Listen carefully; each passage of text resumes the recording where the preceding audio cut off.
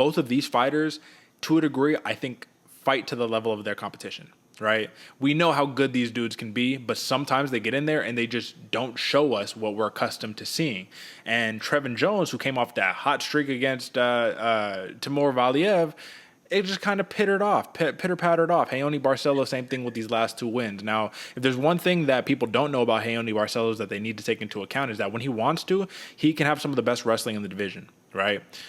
I mean, it's bantamweight, so never mind. You got some good Dagestani dudes in there, but he's got really good wrestling. That's the point, right? Trevin Jones, he got some ground game. He's not really the wrestler that Barcelos is, but if anything, he'll stay complacent, stay out at range, and start trying to pick you apart with his hands. Barcelos is more explosive. He's more powerful, right? When he throws, everything. To me, do you agree with this comparison? Raoni Barcelos, to me, is a little Jose Aldo-esque. Would you agree? Yes. Oh, 100%. So when you have that style of a very tight-knit, every move, everything is hard, Trevin Jones might have a good time being able to use some feints and try to draw out some of those big motions to try to counter. I can see him having success there. Overall, though, there's a reason why, once again, I'm not going to say a prop odd or just a money line odd means everything or anything necessarily, but take a look, bro. Not really a shot for Trevin Jones here. 575 for the TKO, plus 450 for the decision, plus 180 for the money line. Barcelos, minus 220 money line, plus 125 decision. I think he can get a finish here, but I'm interested to know, why do you think the odds makers are leaning towards the decision here for Raoni Barcelos? I think it goes back to what you're talking about, where both of these fighters really fight to the level of their competition. And I'm kind of 50-50 on it. I agree with you. I do think that's the case, but I'm 50-50 in the fact that might make this more of an interesting fight when both fighters have to carry, and not have to, but kind of mimic the other fighter and fight to the level that they can. I feel like they're both going to elevate each other and fight to see one of the best fights we've had of both of these scrappers that are into the cage, man. Raoni Barcelos, I agree with you, is very much that Jose Aldo-esque type strider where everything is twitchy and like fast and wiry, and he'll hit you hard, he'll hit you fast. Very nice striking, very good high fight IQ as well. And Trevin Jones, man, what I like about him, big power in the left hand. So he has that kind of more planted style instead of being bouncy around. Arguably better at the striking, depends on how you want to classify the jittery, fierce, fast striking of Raoni Barcelos, or the classic combo moves of Trevin Jones. Trevin Jones is a slickster, so he can get it done. But if you're betting over there and you're a Jones fan, I'd say that money line is looking a little sweet. But I can definitely see a finish coming from more likely Barcelos, but Trevin Jones is not to be squandered. Yeah, no, you're right about that. And I have to put a little more respect on these guys' names. Yeah, I say they fight down to the level of the competition, but, I mean, look at their competition, bro. Last 2 losses for Raoni Barcelos. Victor Henry, who splashed onto the scene and just showed that this dude is game. He's legit. He had a lot of experience outside of the UFC, and it paid dividends when he made it to the big show. And then Timur Valiev. I mean, come on.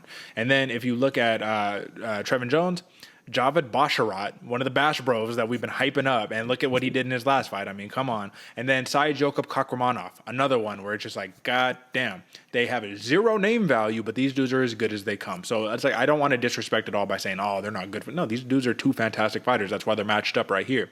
However, AJ, man, when it comes down to like what I want to see out of Raoni Barcelos, the explosiveness, I want to see aggressiveness moving forward, right? I don't think that he's going to get gassed out the same way that he had to kind of worry about against a Victor or Henry or any of these dudes or Timur Valiev, because there's not going to be a lot of takedown attempts, I don't think. I think if this is a strictly striking matchup, Barcelos will have that pop all 3 rounds. Trevin Jones, I think that was another thing that we noticed too. It was just a little bit of a cardio issue, you know what I'm saying? So, most likely to get a knockout here, Barcelos or Jones?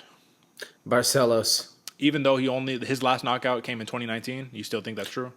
Yeah, I wouldn't say Trevin Jones had a gas tank issue. I feel like sometimes he gets a little too patient and reads the situation a little too much, and it makes the output drop drastically, and that's really one of his big problems. And that's why we all start wondering, like, is he tired? Like, what's up, bro? You got to go, right? And Barcelos, I mean, he had, I think, a career high number of strikes in his last fight, 134. Still got outstruck 181 to 134, but if you look at Trevin Jones, his highest striking output in the UFC, 62 strikes. That's not good. That's not good. I like Barcelos here, man. I think he gets it done. I think he's the more experienced fighter. I know for sure. He is the more experienced fighter. He's been doing it for longer. He's fought better opposition.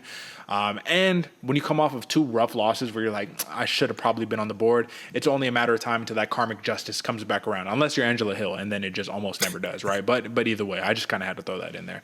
All love to overkill Hill, you know. But I like Raoni Barcelos, man. I do have to take into consideration that Trevin Jones has been submitted, but he's never been knocked out in the UFC. Raoni Barcelos can do it. He can catch him. Fuck it. I'm going to go TKO. Let's go. TKO, Raoni Barcelos, man. I want to see it. I want to see the Raoni Barcelos that we know and love come back to that fruition and remind everybody, dude, y'all must have forgot. I could be a ranked fighter right now if I got a little more respect on my name and if I got that double on the board. So give me that. And over and under right here, looking at 2.5 rounds. I'm going to go late round 2, so I'm going to take the under. So give me that one. How you see it, brother? Yeah, no, I'm with you with the Barcelos pick, and I'm glad you went TKO because I'm actually going to take that plus 125 decision win. As much as I can see Barcelos getting the knockout, I think that both of these fighters are very intelligent, make a lot of reads, see things coming very, very fast, and they're going to be avoiding a lot. And I do think this is going to be a standing battle. So I don't know if we're going to necessarily see a knockout unless we see some flashy, crazy shit, which I'm all about it as well. But I think we're going to see a decision here. I'm going Barcelos, and I'm going decision. Okay, fair. And I'm going to be real here, man. If this is like one of those striking matches that's like a chess match and it's a little boring, I'm going to be very disappointed. I'm sure everybody will be massively disappointed here. It's a fight, but at the end of the day, this is entertainment too, man. You got to show up and you got to deliver for the fans, right? So we both see it. Barcelos, I got the TKO. My man AJ has the decision, man.